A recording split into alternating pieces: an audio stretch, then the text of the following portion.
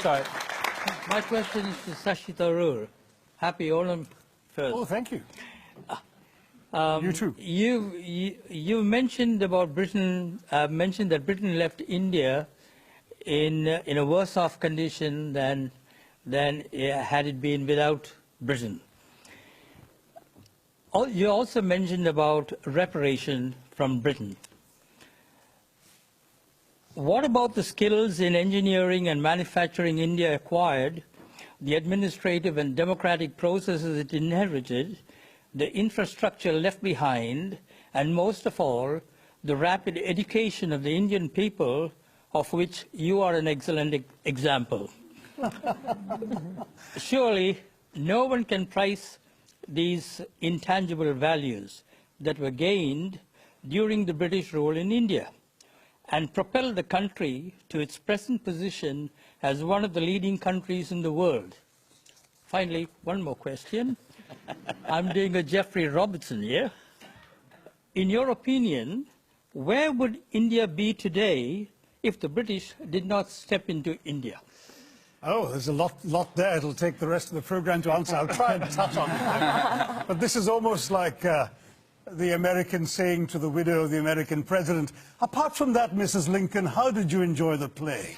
I mean, you know, really, the British came to one of the richest countries in the world, accounting for 27% of global GDP in 1700, 23% in 1800, and over 200 years of exploitation, depredation, loot and destruction, reduced it to a poster child for third world poverty, just over 3% of global GDP, 90% of the population living below the poverty line when the British left in 1947, a literacy rate, you speak of education, a literacy rate below 17%, and a life expectancy of 27.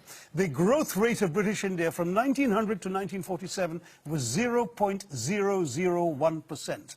That's what they were doing while draining the country of taxes and resources.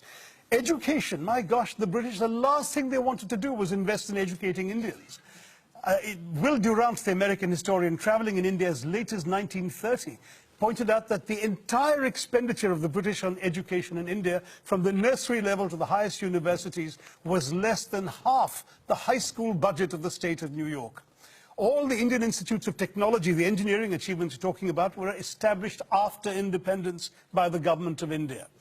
There is simply no comparison between the accomplishments of India rising from the ashes the British left us in and what was done in 200 years. I've given many figures. Just take one example, the textile industry, because India was a huge exporter of For 2,000 years, it was the world's leading exporter. What happened?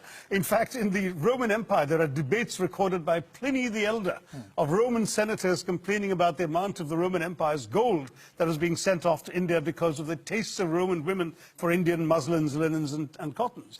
Was it just modernism, the Industrial Revolution that destroyed it, or was it something else? No, that's the excuse that apologists like to make, that, you know, oh, it's not our fault, you just missed the bus for the Industrial Revolution. Well, we missed the bus because you threw us under its wheels, is what I tell the Brits. I mean, the fact is, in the name of free trade, the British came in and destroyed the free trade that had made India a leading exporter of textiles. The British soldiers smashed the looms so people couldn't practice their craft. They imposed punitive duties and taxes on the export of Indian textiles while lifting duties on the import of British cloth. And they achieved a captive market at the point of a gun. This is not exactly free trade, as you can imagine. Cities like Murshidabad and Dhaka in the subcontinent were depopulated. In one notorious incident, weavers had their thumbs cut off, so when the looms were repaired, they couldn't weave again. Textiles were systematically destroyed as an industry by the British. And that's only one example of many. Well, I'm going to quickly go back to our question. Now, Kevin, do you accept that perhaps the British weren't quite as benign as you've just suggested? Please read the book, Kevin. There's a lot more there. I've got the book. I'll bring Laurie in here. He gave a speech along these lines to the Oxford Union, got wild applause from the students and others sitting around the Oxford Union Hall. And I'm just wondering, have young Brits come to terms with their colonial past?